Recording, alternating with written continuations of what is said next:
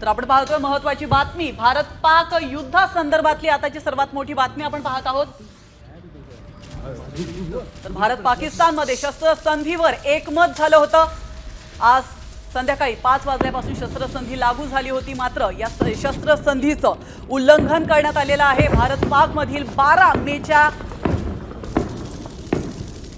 पाकिस्तानकडून पुन्हा सीमेवर गोळीबार करण्यात आलेला आहे। अवघ्या 3 तासांमध्येच पाकिस्तानने हे नियम मोडलेले आहे। राजौरी, नौशेरा, अखनूर मध्ये पाककडून गोळीबार करण्यात आलाय।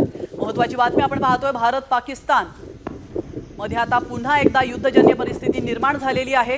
पाकिस्तानकडून पुन्हा एकदा शस्त्रसंधीचं उल्लंघन करण्यात आलंय। तर राजौरी, नौशेरा, अखनूर मध्ये पाककडून गोळीबार करण्यात येतोय। आपण या दृश्यांच्या माध्यमातून पाहू शकतो, आपण हा आवाज देखील ऐकू शकतो। या ठिकाणी सलग काही वेळ पाकिस्तानकडून गोळीबार करण्यात आलेला आहे।